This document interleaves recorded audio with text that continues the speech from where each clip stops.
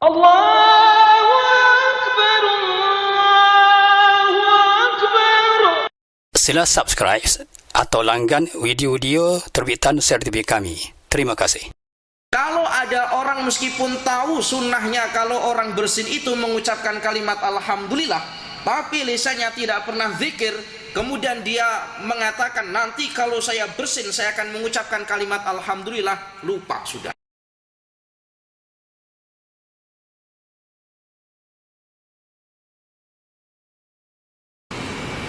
Bismillahirrahmanirrahim. Assalamualaikum warahmatullahi wabarakatuh. Alhamdulillahilladzi hadana bitta'atih wa jazarna an ma'siyatih wa ashhadu an la ilaha illallah iqraran biwahdaniyatih wa ashhadu anna Muhammadan abduhu wa rasuluh, amma ba'du.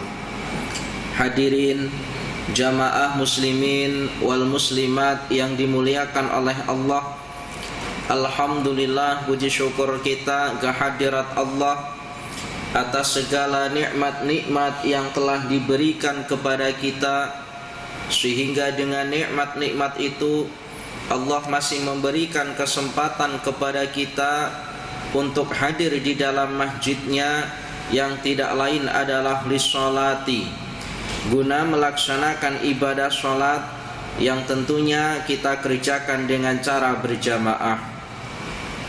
Semoga masjid yang sekarang kita duduk di dalamnya ini kelak di hadapan Allah akan menjadi saksi bahwa kita selama hidup di dunia termasuk golongan orang-orang yang soleh dan solehah. Allahumma amin ya rabbal alamin. Para jamaah yang dirahmati oleh Allah, pada pertemuan malam hari ini kita akan membahas perihal tentang nasihat agama yang disampaikan oleh Syekh Nawawi Al-Bantani yang ditulis di dalam kitabnya yang bernama Nashaihul Ibad. Syekh Nawawi menuliskan kalimat yang kalimat ini bersumber daripada Abdullah bin Amr bin As. Kata Abdullah bin Amr bin As radhiyallahu anhuma, khamsun man kunna fihi sa'ida fid dunya wal akhirah. Khamsun man kunna fihi, 5 perkara yang apabila 5 perkara ini ada pada diri seseorang, sa'ida fid dunya wal akhirah, maka ia akan berjaya di dunia dan di akhirat. 5 perkara yang apabila 5 perkara ini ada pada diri seseorang, maknanya ada pada diri kita, maka niscaya kita akan sa'idah fid dunya wal akhirah, akan bahagia dunia dan akhirat. Apa sahaja 5 perkara yang boleh menjadikan kita bahagia dunia dan akhirat? Yang pertama, kata beliau, ayyadhkura la ilaha illallah Muhammadur Rasulullah waqtan biwaqtin. Yang pertama adalah mengucapkan kalimat la ilaha illallah Muhammadur Rasulullah waqtan biwaqtin, setiap waktu. Waqtan biwaqtin, setiap waktunya. Allah berikan kita, mungkin Allah berikan kepada hambanya kemuliaan berupa harta yang banyak. Mungkin nampak di mata orang ramai orang itu bahagia. Allah berikan nikmat berupa jawatan yang tinggi. Mungkin nampak oleh orang lain atau nampak di mata orang lain ia bahagia dengan jawatannya. Tetapi kalau tidak pernah di dunia, tidak pernah mengucapkan kalimat la ilaha illallah Muhammadur Rasulullah, bahagia mungkin hanya di dunia, tapi di akhirat pasti tidak akan saidah, pasti tidak akan berjaya. Para jamaah yang dirahmati oleh Allah, kalimat la ilaha illallah itu juga dinamakan dengan kalimat tahlil. Biasa kalau semisal ada imam hendak mengucapkan kalimat la ilaha illallah di dalam tahlilnya, itu biasanya akan dimulai dengan kalimat afdhalu dzikri fa'lam annahu la ilaha illallah. Apa maknanya afdhalu dzikri? Utama-utamanya zikir adalah kalimat la ilaha illallah. Para jamaah yang dirahmati oleh Allah, karena utama-utama zikir itu kalimat la ilaha illallah. Bila kita baca kalimat tersebut, maka bacalah dengan mulai. Syekh Zainuddin Al-Malibari dalam kitab Irsyadul Ibad, beliau mengatakan, bila baca la ilaha illallah, lamnya itu dibaca bitatwil, lamnya itu dibaca dengan panjang. La ilaha illallah. Jangan umpama yang biasa kita dengar bila tahlil itu macam mana? Lama-lama karena sangat kuat dan sangat cepat-cepatnya sehingga terdengar Jangan sampai macam itu. Para jamaah yang dirahmati oleh Allah, karena itu utama-utamanya zikir. Di dalam kitab Kasyifatus Syaja', Syekh Nawawi, pengarang kitab yang kita baca ini, beliau juga punya kitab namanya Kasyifatus Syaja', syarah daripada kitab Safinatun Najah. Syekh Nawawi Al-Bantani dalam kitab Kasyifatus Syaja' itu menjelaskan wa fadailuha, adapun keutamaan membaca kalimat la ilaha illallah la tuhsa, itu tak boleh dihitung. Karena sangat banyaknya keutamaan kalimat la ilaha illallah, sampai kata Syekh Nawawi la tuhsa, tak boleh dikira, tak boleh dihitung. Di antara keutamaan kalimat la ilaha illallah bagi Nabiuna Muhammad sallallahu alaihi wasallam, di dalam hadis baginda Nabi sampaikan, man qala la ilaha illallah salasa marrat, kata baginda Nabi, sesiapa yang mengucapkan kalimat la ilaha illallah salasa marrat, maknanya 3 kali, fi yaumihi, pada harinya, maknanya pada hari itu, kanat lahu kafaratun likulli dzambin asabahu fi dzalikal yaumi, maka ucapan la ilaha illallah itu yang dia ucapkan pada hari itu akan memadamkan dosa yang dia kerjakan pada hari itu.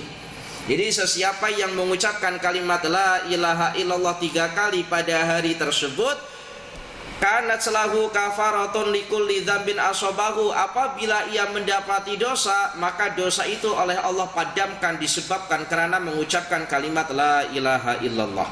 Para jamaah yang dirahmati oleh Allah, maksiatnya, jadi orang-orang yang khawas ini biasa kalau dalam ilmu tasawuf itu dimaknai orang-orang yang dekat kepada Allah. Memaknai maksiat itu berbeda dengan orang awam memaknai maksiat. Apa ini? Kalau orang awam ini ya kita inilah dinamakan orang awam. Kalau orang awam umpama kita ini memaknai maksiat itu adalah apabila kita melakukan perkara-perkara yang oleh Allah haramkan, baru kita mengatakan aku berbuat maksiat. Itu kita. Tapi kalau orang khawas, orang-orang yang memang betul dekat kepada Allah, memaknai maksiat itu bukan macam tu. Memaknai maksiat apabila dia lupa kepada Allah, itu sudah dianggap dia bermaksiat kepada Allah Ta'ala. Ya Allah ya Karim, setiap saatnya bila dia dalam saat itu dia lupa, lalai dari kepada Allah Ta'ala, tidak zikirnya, tidak mengingat Allah Ta'ala, maka dia sudah menganggap bahwa dirinya adalah orang yang bermaksiat.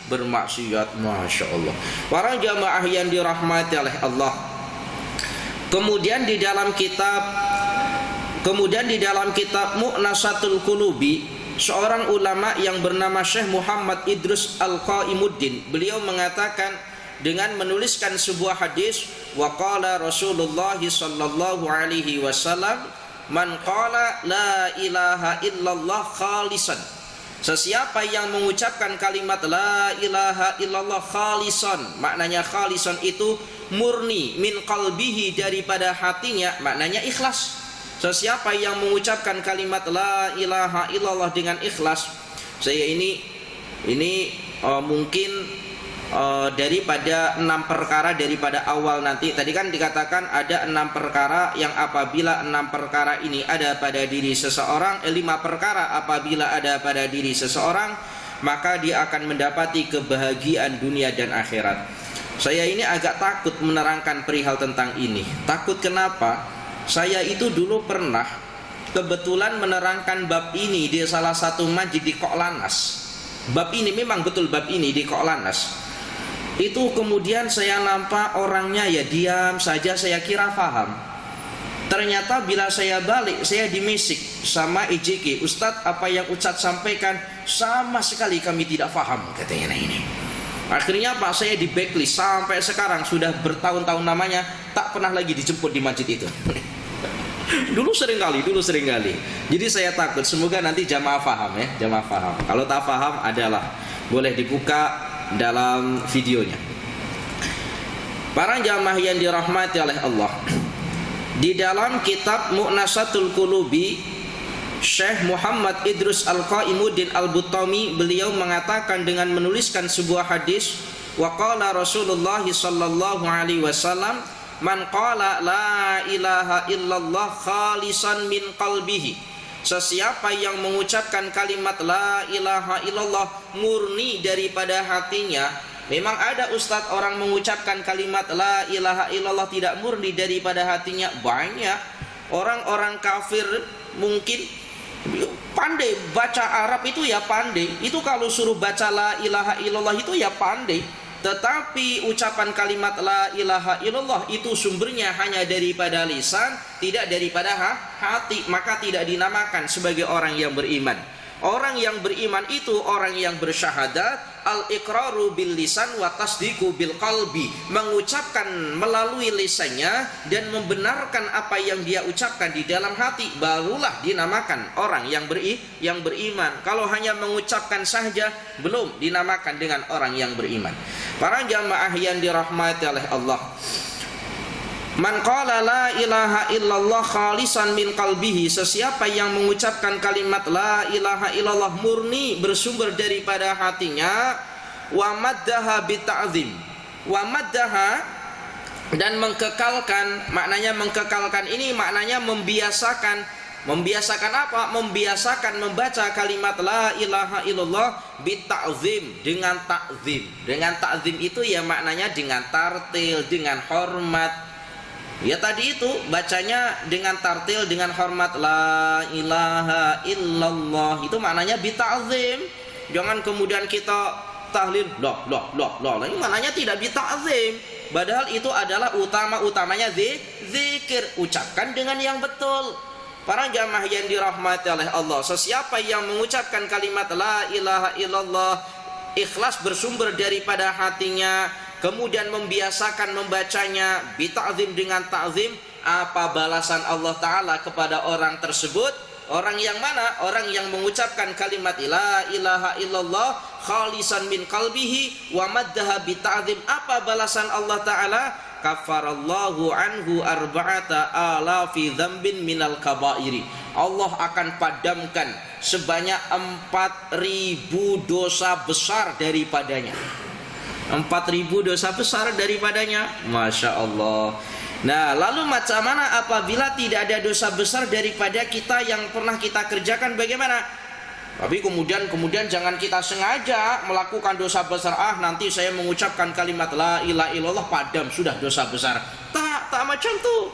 Lalu bagaimana kalau kita tidak ada dosa besar? Fa in lam yakun alaihi arba'atu alafi dzambin minal kabairi. Apabila orang tersebut yang mengucapkan ternyata tidak ada 4.000 dosa besar, lalu macam mana? Kafarallahu an ahlihi wa jiranihi. Allah akan memberikan pengampunan terhadap ahlihi, keluarganya, wa jiranihi, dan terhadap jiran-jirannya. Subhanallah. Jadi kalau kita punya jiran kita jemput kita untuk adakan majelis tahlil, datang. Kalaupun semisal kita tidak datang, setidaknya jangan pernah kita benci dengan jiran kita yang mengadakan majelis tahlil. Kenapa? Sebab jiran kita yang mengadakan majelis tahlil mungkin efeknya boleh menjadikan kafaroh, Allah padamkan dosa-dosa kita yang menjadi jirannya. Para jamaah yang dirahmati oleh Allah, dulu itu para jamaah, ini cerita tahadus bin nikmah saja. Jadi orang tua saya itu punya rumah di Sumatera, di Lampung. Itu di satu kampung, yang kampung itu dulu ada orang jual tanah, ayah pun beli, tak pikir dah yang paling ada orang jual tanah lalu beli bikin rumah dekat situ. Ternyata apa? Ternyata kampung itu adalah mayoriti orang yang tak nak tahlil, membid'ahkan tahlil, membid'ahkan sholawat. Kalau selepas ibadah sholat tak nak zikir, zikir pun kena seorang-seorang. Jadi selepas imam salam, assalamualaikum, assalamualaikum, ya sudah zikir seorang-seorang. Nah, kebetulan rumah pun sudah jadi, ayah saya pun nak mengadakan majlis tahlil. Kalau nak mengadakan majlis tahlil, ayah saya ini jemputlah orang-orang yang jauh yang senang dengan tahlil. Tapi biasanya majlis tahlil itu kan kita kalau buat majlis tahlil itu kan biasa ada makanan, ada minuman. Takkanlah kita tak jemput jiran kita sebab ada makanan, ada minuman. Kita jemput jiran kita. Jiran saya ini tetap dijemput, kanan kiri dijemput. Tapi jemputannya bukan majlis tahlil. Jemputannya adalah jemput majlis makan-makan atau makan minum majlisnya. Datang ramai. Bila selepas, biasa kalau kita buat majlis tahlil itu kan baca tahlil dulu baru makan. Ini tidak, karena majlisnya majlis makan minum, maka makan dulu, makan minum. Bila sudah selesai, ayah saya berdiri, tuan-tuan, selepas ini kita akan baca tahlil. Jadi para tuan-tuan bila nak balik silahkan, tidak mengapa. Balik, banyak balik. Itu hanya mungkin 5 atau 10 orang saja yang masih tetap duduk di majelis tersebut baca tahlil. Setiap 2 minggu kita buat majelis macam itu, sama majelisnya bukan majelis tahlil tapi majelis makan dan minum. Lama-kelamaan orang kampung ini yang hanya ikut makan minum itu malu. Masa iya kita duduk kat sini hanya makan minum sementara majelis tahlilnya tidak ikut? Akhirnya malu adalah yang ikut 1, 2, 3, lama-lama itu ramai. Bila sudah ramai, sekarang dirubah. Yang asalnya makan dulu baru tahlil, sekarang tahlil baru makan. Alhamdulillah ramai sekarang yang ikut tahlil. Para jamaah yang dirahmati oleh Allah, dulu para jamaah dakwah, kalau dulu para jamaah, mungkin jamaah pernah membaca sirah ataupun sejarah yang namanya Wali Songo. Pernah ya dengar Wali Songo? Wali Songo, wali itu siapa? Wali itu maknanya orang yang dikasihani oleh Allah atau kekasih Allah. Songo itu bahasa Jawa asalnya 9. Jadi wali 9 orang yang menjadi kekasih Allah yang jumlahnya berapa? 9. 9 itu bahasa Jawanya Songo. Jadi kalau wali Songo itu maknanya wali 9. Ada seorang wali Songo yang bernama Sunan Kalijogo, salah satunya. Ini di Jawa, di Tuban. Sunan Kalijogo itu mayoriti ketika saat itu, mayoriti itu adalah bukan orang muslim. Di mana pada saat itu orang yang bukan muslim ini senang dengan wayang kulit. Tahu wayang kulit? Sini sebutnya apa? Wayang kulit ya, wayang kulit. Biasa kalau main wayang kulit ini ada syair-syair yang dibaca, macam lagu-lagu macam itulah yang dibaca. Dakwahnya Wali Songo, karena orang kampung itu senang dengan wayang kulit, maka dakwahnya dengan wayang kulit. Buat wayang kulit sama, apa sih yang biasa menjalankan wayang kulitnya itu namanya apa namanya? Dalang. Sama ternyata bahasa kita, dalang. Ini wali ini Sunan Kalijogo itu menjadi dalang. Ketika dalang itu dia membacakan syair-syairnya, diantaranya Ustadz tak hafal banyak, tapi ada satu kalimat yang Ustadz hafal. Itu syairnya begini: Seluku batok. Tapi ada lagunya, Ustadz tak pandai lagu-lagunya ini. Seluku batok ela ilu. Terus apa panjang? Itu maknanya itu apa? Dalam kalimat ela ilu, seluku batok ela ilu, itu bahasa Jawa. Tapi ada kalimat ela ilu. Ela ilu itu apa? Ela ilu itu ternyata itu adalah la ilaha illallah.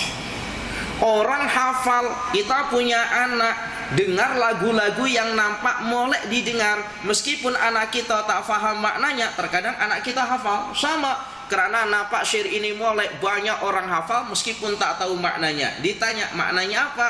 Maknanya la ilaha illallah, itu maknanya tidak ada Tuhan yang boleh disembah kecuali Allah. Oh, kalau macam tu ajarkan kami perihal tentang Tuhan yang bernama Allah. Nah, baru kemudian berdakwah tadi itu. Yang dulu asal mayoriti bukan orang muslim, sekarang mayoriti menjadi orang muslim. Masya Allah. Jadi nanti kalau jamaah ziarah nanti di Jawa Timur itu ada namanya Sunan Kalijogo. Disitulah beliau berdakwah, di Tuban namanya. Para jamaah yang dirahmati oleh Allah, baginda Nabi Muhammad sallallahu alaihi wasallam di dalam hadisnya baginda Nabi sampaikan, aksiru zikrallahi azza wa jalla ala kulli halin. Kita oleh baginda Nabi diperintah aksiru, perbanyaklah siapa kalian. Ya kita ini. Aksiru, perbanyaklah siapa kalian. Perbanyak apa? Zikrallahi, untuk zikir kepada Allah Ta'ala ala kulli halin, atas setiap keadaan. Baginda Nabi perintah kepada kita untuk senantiasa berzikir pada setiap keadaan. Zikir itu ya banyak, umpama kalimat subhanallah, alhamdulillah, la ilaha illallah, astaghfirullah. Kenapa? Kata baginda Nabi, fa innahu laisa amalun, karena sesungguhnya tiada suatu amal ahabba illallahi, yang paling disenangi oleh Allah. Karena tidak ada suatu amal yang paling disenangi oleh Allah. Wala anjali abdin, dan tidak ada suatu amal yang boleh menyelamatkan terhadap seorang hamba min kulli sayyi'atin, daripada setiap keburukan, fid dunia, di dunia, wal akhirati, dan juga di akhirat, min zikrillahi ta'ala, dibanding dengan zikir kepada Allah Ta'ala. Maknanya apa? Zikir kepada Allah Ta'ala adalah perkara yang oleh Allah paling sukai, dan zikir kepada Allah Ta'ala adalah perkara yang boleh menyelamatkan hamba daripada keburukan dunia dan akhirat. Subhanallah. Biasakan kita mengucapkan kalimat zikir, kalimat-kalimat zikir khasnya mengucapkan kalimat la ilaha illallah. Kenapa? Ada satu hadis, yang hadis itu menjelaskan, man qala la ilaha illallah dakhala al-jannah. Sesiapa yang mengucapkan kalimat la ilaha illallah dakhala al-jannah, ia masuk ke dalam surga. Pernah kan kita dengar kalimat ini? Kemudian ada kalimat miftahul jannati, kuncinya surga, la ilaha illallah, kalimat la ilaha illallah.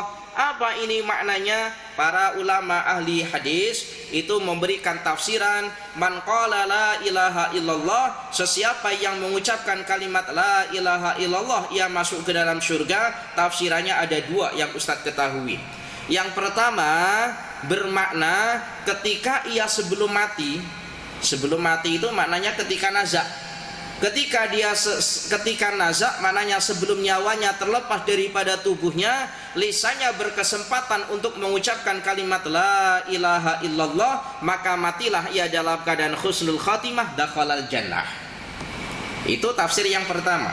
Tafsir yang kedua, sesiapa yang mengucapkan kalimat la ilaha illallah masuk ke dalam surga bila ketika hidupnya dia pernah mengucapkan kalimat la ilaha illallah meskipun hanya sekali, dan orang itu ahli maksiat, maka dia tetap berkesempatan untuk masuk ke dalam surga, tapi tak tahu bila masanya. Nah ini, para jamaah yang dirahmati oleh Allah, kalau ada orang nazak itu moleknya memang disunatkan. Kalau ada orang nazak itu maknanya detik-detik nak menghembuskan nafas terakhirnya, kita ajarkan untuk mengucapkan kalimat apa? La ilaha illallah. Terus kita ajarkan la ilaha illallah. Ketika masa sehatnya mudah untuk mengucapkan kalimat la ilaha illallah, tapi belum tentu ketika nazaknya itu mudah. Kalau semisal orang itu sulit untuk mengucapkan kalimat la ilaha illallah, maka cukup kita ajarkan untuk mengucapkan kalimat Allahu, Allahu, Allahu. Nah ini, karena bukan perkara yang mudah para jamaah. Ustadz banyak kali tengok orang nazak, kemudian diajarkan oleh anaknya, oleh saudaranya untuk mengucapkan kalimat la ilaha, bukan mudah, payah. Maka kita biasakan mengucapkan kalimat la ilaha illallah dan zikir-zikir yang lain dengan tujuan apa? Dengan tujuan supaya ketika kita nanti nazak, kalimat terakhir yang boleh kita ucap adalah kalimat la ilaha illallah. Kenapa? Begini para jamaah, kita itu mudah untuk mengetahui apakah orang itu ahli zikir atau tidak, itu sangat mudah sekali. Bagaimana cara mengetahui? Ya tak perlulah kita menganalisa orang lain, kita analisa diri kita. apakah kita ini termasuk golongan orang yang ahli zikir atau tidak? Caranya itu mudah sekali. Macam mana mengetahuinya? Begini. Orang itu kalau lisannya sudah terbiasa zikir, baik mengucapkan kalimat alhamdulillah, subhanallah, astaghfirullah, itu dalam keadaan-keadaan tertentu tanpa dia terfikirkan panjang, itu biasanya lisannya akan terus mengucapkan kalimat zikir. Contoh umpamanya begini. Ada orang berjalan, lalu kakinya itu kena batu dan dia jatuh. Kalau orang ini lisannya terus langsung mengucapkan kalimat astagfirullah, oh yakinlah bahwa orang ini ahli zikir. Kenapa? Sebab seumpamanya kita rencanakan nanti kalau saya jatuh saya akan mengucapkan kalimat astagfirullah, tapi lisannya tidak pernah zikir atau jarang berzikir, saya yakin tidak akan mungkin mengucapkan kalimat astagfirullah. Betul ya? Contoh mudah lagi. Kalau ada orang bersin, apa namanya? Bersin, bersin ya, sama berarti. Kalau ada orang bersin atau kita bersin, itu biasa apa yang kita ucapkan? Alhamdulillah. Kalau ada orang meskipun tahu sunnahnya kalau orang bersin itu mengucapkan kalimat alhamdulillah, tapi lisannya tidak pernah zikir, kemudian dia mengatakan nanti kalau saya bersin saya akan mengucapkan kalimat alhamdulillah, lupa sudah. Lupa, saya yakin lupa. Tapi kalau ada orang bersin lalu dia mengucapkan kalimat alhamdulillah, yakinlah bahwa orang itu adalah ahli zikir. Mudah caranya. Para jamaah yang dirahmati oleh Allah, bila ada orang bersin, alhamdulillah, lalu bagaimana orang yang mendengar daripada kalimat alhamdulillah orang yang bersin? Umpama kita dengar ada mengucapkan kalimat alhamdulillah, maka kita menjawab apa? Yarhamukallah. Yarhamukallah atau barakallah? Yarhamukallah ya, yarhamukallah. Yarhamukallah. Kemudian bila mendengar kalimat yarhamukallah, maka jawabnya barakallah atau kebalik. Alhamdulillah, yarhamukallah. Betul ya? Yarhamukallah. Bila mendengarkan yarhamukallah, yahdikumullah. Nah ini, yahdikumullah. Jadi para jamaah yang dirahmati oleh Allah, itu pentingnya kalau kita mendapat doa kebaikan daripada orang lain, jangan kemudian kita diam saja. Balik lagi kita doakan terhadap orang tersebut alhamdulillah, kemudian orang mendoakan kita yarhamukallah, semoga Allah mengasihani kamu, maka kita pun juga mendoakan yahdikumullah, dan semoga Allah memberikan hidayah atau petunjuk terhadap kamu. Ini adabnya. Para jamaah yang dirahmati oleh Allah, jadi dulu itu Masya Allah, ini tahadus binikmah, ada cerita sikit ini, tak apalah cerita sikit, insya Allah ada hikmahnya. Dulu itu di pondok tempat saya mengaji di Indonesia, itu ada seorang pelajar yang baru saja habis daripada mengajinya. Lalu dia pulang kampung naik bus. Ketika dia pulang kampung naik bus, dia ini bersin, wajing tadi itu. Lalu dia mengucapkan kalimat alhamdulillah, tetapi di dalam bus itu tidak ada seorang pun yang menjawab alhamdulillah, itu tidak ada. Ada seorang yang dia ini samar-samar mengucapkan kalimat yarhamukallah, itu ada suara ini suara perempuan. Dicari siapa tadi yang mengatakan kalimat yarhamukallah, dicari. Lalu ternyata dijumpai seorang perempuan. Kemudian ditanya, wahai perempuan, aku nak tahu di manakah alamatmu. Lalu tak tahu macam mana dia boleh bincang, akhirnya dikasih alamatnya. Pelajar ini yang sepatutnya dia balik kampung tak jadi balik kampung, cari alamat daripada rumah perempuan tadi itu. Lalu sampai di alamat perempuan ini, datang jumpa dengan orang tuanya. Langsung laki-laki ini mengatakan, wahai engkau orang tua daripada anak perempuanmu, aku nak merisik anak perempuanmu, katanya. Ada apa? Cerita dulu. Tadi ketika aku di dalam bus, aku bersin, aku mengucapkan kalimat alhamdulillah, dan tidak ada seorang pun yang menjawab alhamdulillah saya kecuali anak perempuanmu. Saya yakin anak perempuanmu adalah anak yang solehah, maka aku nak nikahkan dengan anak perempuanmu itu, wahai Tuhan. Akhirnya dinikahkan. Masya Allah, ternyata apa? Ternyata tadi dapat jodohnya sebab mengucapkan kalimat alhamdulillah. Tapi tolong, ini nanti para jamaah jangan kemudian esok berangkat pergi naik bus lalu bersin alhamdulillah, tengok mana ini yang jawab. Wah, dah punya. nanti ditiru. Sebab sekarang ya jarang sekali. Para jamaah yang dirahmati oleh Allah. Kemudian perkara yang kedua, para jamaah yang dirahmati oleh Allah, jadi biasakan kalau kita biasakan zikir subhanallah, alhamdulillah, astagfirullah, la ilaha illallah, kita biasakan.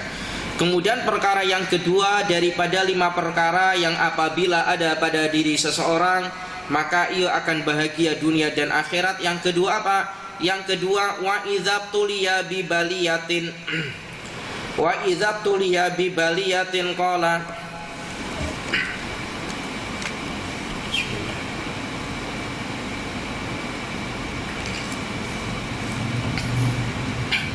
lepas balik kampung suara habis, kebanyakan makan daging Haji. Sini ada kurban kata sini. Ada ya? Berapa ekor Haji? Berapa ekor kurban? 5 ekor. Masih kalah dengan masjid saya. Masjid saya 41 ekor. Itu pun tahun ini kira paling sedikit. Biasa itu antara 60 sampai 80 macam tuh. Para jamaah yang dirahmati oleh Allah. Kemudian perkara yang kedua yang boleh menjadikan bahagia kita di dunia dan di akhirat daripada 5 perkara. Yang kedua apa? Yang kedua, wa idzab tuliya bi baliyatin qala inna lillahi wa inna ilaihi raji'un.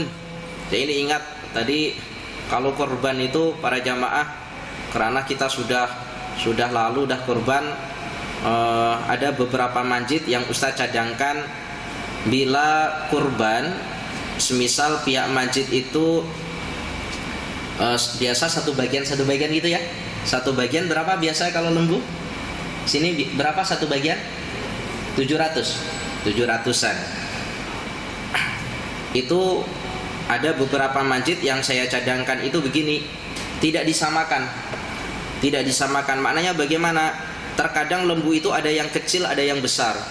Tentu kalau lembu yang besar itu harganya mahal. Kalau lembu yang biasa-biasa, maknanya yang tengah-tengah, mungkin harganya lah tidak semahal daripada lembu yang besar. Maka kita boleh berikan pilihan. Mungkin ada orang yang nak berkorban itu adalah orang kaya.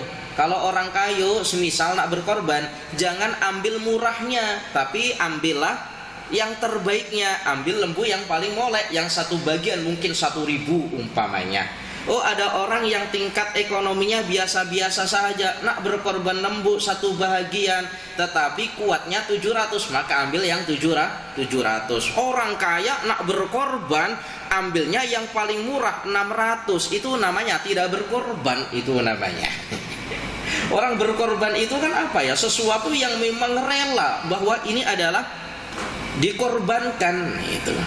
Nah itu ada beberapa masjid yang saya cadangkan macam tu, kemudian dia buat macam tu. Ya mungkin tahun yang akan datang boleh dicadangkan macam tu. Para jamaah yang dirahmati oleh Allah. Yang kedua kata Abdullah bin Amr bin As, wa idza tuliya bi baliyatin, apabila diuji dengan musibah, qala mengucapkan inna lillahi wa inna ilaihi raji'un wala haula wala quwata illa billahil aliyil azim. Apabila diberikan musibah, maka mengucapkan kalimat inna lillahi wa inna ilaihi raji'un ditambah dengan kalimat la haula wala quwata illa billahil aliyil azim. Apa contoh begini para jamaah, kalau kita tadi kan 5 perkara apabila ada pada diri seseorang maka dia akan bahagia dunia dan akhirat.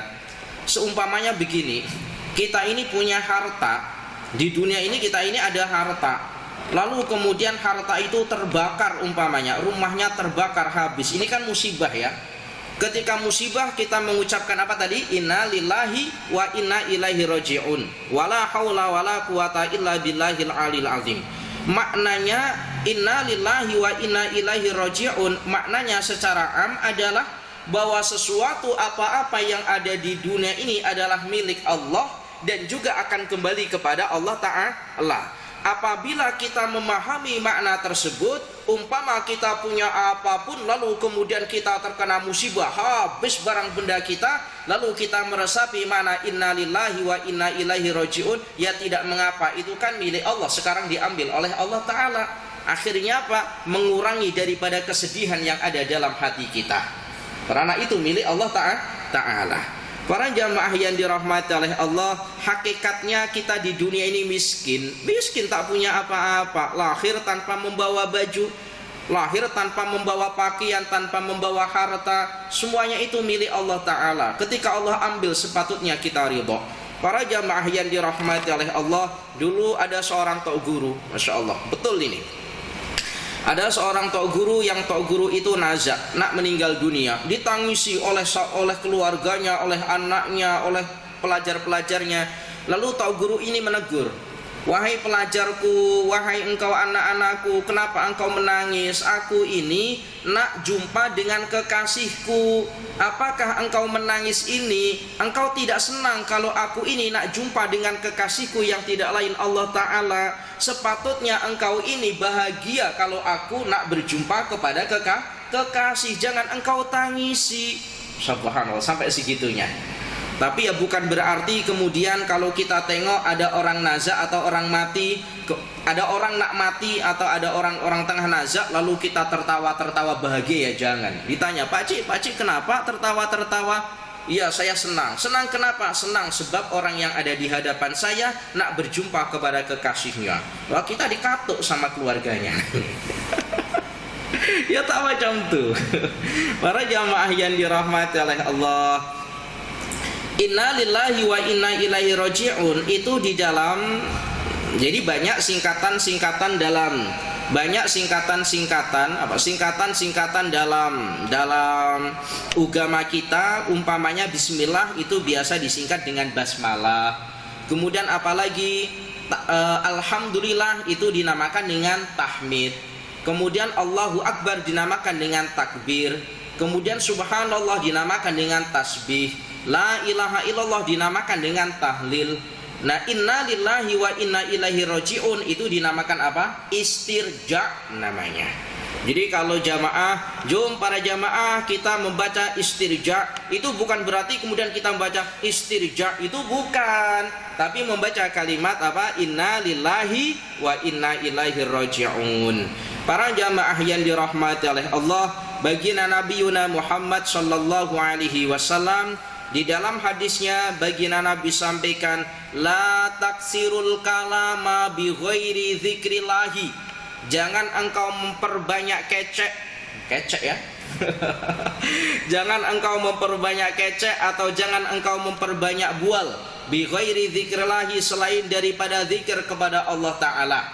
Nah ini, jangan engkau memperbanyak bual selain daripada zikir kepada Allah Ta'ala. Zikir maknanya ingat kepada Allah Ta'ala itu tidak harus berupa kita membaca subhanallah. Majelis-majelis ilmu yang semacam ini pun juga termasuk zikir kepada Allah Ta'ala. Kenapa? Sebab isinya selalu mengingatkan kita kepada Allah Ta'ala. Nah ini, la taksirul kalama, janganlah engkau memperbanyak bual bi khairi dzikrillahi, selain daripada zikir kepada Allah Ta'ala. Kenapa? Baginda Nabi sampaikan, fa inna kasratal kalami, karena memperbanyak bual bi ghairi dzikrillahi, selain daripada zikir kepada Allah Ta'ala, qaswatul qalbi, itu boleh menjadikan hati kita keras. Jadi berbual, yang berbual itu tidak ada hubungannya dengan zikir kepada Allah Ta'ala, maka boleh menjadikan hati keras. Wa inna ab'adan nasi minallahi al-qalbul qasi, dan sungguh ab'adan nasi, jauh-jauhnya manusia daripada Allah Ta'ala, manusia akan jauh daripada Allah Ta'ala, itu disebabkan al-qalbul qasi, disebabkan hatinya keras. Kalau hatinya keras, malas untuk melakukan ibadah, kalaupun melakukan ibadahnya ditunda-tunda, itu termasuk tanda kalau hatinya keras. Kalau menerima nasihat tak nak didengarkan, atau maknanya nasihat itu tidak mengena di dalam hatinya, masuk telinga kanan, keluar telinga kiri, itu namanya tidak menerima nasihat, hatinya keras. Nah, ini hati-hati para jamaah yang dirahmati oleh Allah. Para jamaah yang dirahmati oleh Allah, tentu zikir itu boleh menyejukkan hati. Dulu insya Allah ini tahadus binikmah, sekali lagi Ustaz cerita bukan karena Ustaz sombong, tapi mungkin menjadi pengalaman. Dulu pernah saya perjalanan daripada Singapura balik, daripada Malaysia tapi balik ke Indonesia, tapi singgah atau transit di Singapura, Kuala Lumpur, Singapura, kemudian Surabaya. Itu naik flight dari Singapura ke Surabaya, itu flight itu bukan ke Surabaya, kembali. Jadi Kuala Lumpur, Singapura, Bali, kemudian Bali, Surabaya. Nah ini yang Singapura kembali. Itu pesawat itu yang jatuh itu namanya turbulasi ya. Pokoknya itulah. Tiba-tiba itu pesawat itu jatuh macam itu. Itu Masya Allah, bag-bag yang ada di atas itu jatuh. Orang pun ketika duduk itu, saya sendiri ketika duduk macam ini, itu sampai naik di atas kursi karena sangat ini tadi. Masya Allah, saya pun ya Allah ya Karim, ya zikir tadi itu, ya Allah saya zikir, tak tahulah pokoknya zikir apa yang dibaca, zikir supaya hati saya tenang. Orang yang ada di samping saya, di samping kanan kiri saya, ini diam saja sambil pegangi tangan saya. Sampai ketika turun itu banyak ambulan, ambil orang-orang yang tadi itu, yang trauma dibawa ke ambulan, ada 3 ambulan, Masya Allah. Lalu orang yang dekat saya itu turun itu pegang tangan saya, katanya mengucapkan terima kasih atas apa? Ketika tadi pesawat macam tuh selama perjalanan saya dengar lisan Tuhan ini selalu berzikir, kami pun tak paham zikir apa katanya. Tapi ketika saya mendengarkan, hati saya menjadi tenang katanya. Rupanya orang itu ya tak pandai baca rupanya, tapi hanya mendengarkan saja itu katanya boleh menjadikan hatinya tenang. Masa ini dahsyatnya orang yang berzikir. Jadi orang kalau mendengarkan zikir saja itu boleh menjadikan hatinya tenang, apalagi seumpama kita orang yang ahli zikir. Nah ini Masya Allah. Para jamaah yang dirahmati oleh Allah, yang ketiga yang boleh menjadikan hati kita, yang boleh menjadikan kita bahagia dunia dan akhirat, yang ketiga adalah wa idza u'tiya ni'matan qala alhamdulillahi rabbil alamin syukran li ni'mati. Apabila diberikan nikmat, maka mengucapkan kalimat alhamdulillahi rabbil alamin sebagai tanda syukur atas nikmat yang oleh Allah berikan kepadanya. Wallahu a'lam bishawab. Dah cukup, insyaallah kita lanjutkan pada minggu hadapan. Insyaallah masih dalam bahasan khamsun man kunna fihi sya'ida fid dunya wal akhirati. 5 perkara yang apabila 5 perkara ini ada pada diri seseorang, maka sya'ida fid dunya wal akhirati, ia akan mendapati kebahagiaan dunia dan akhirat. Yang pertama tadi apa? Yang pertama adalah senantiasa mengucapkan kalimat la ilaha illallah. Yang kedua, apabila diberikan musibah, qala inna lillahi wa inna ilaihi raji'un, la haula wa la quwata illa billahil aliyil azim. Wallahu a'lam bishawab. Al-afu minkum, ihdinas siratal mustaqim. Thumma assalamu alaikum warahmatullahi wabarakatuh.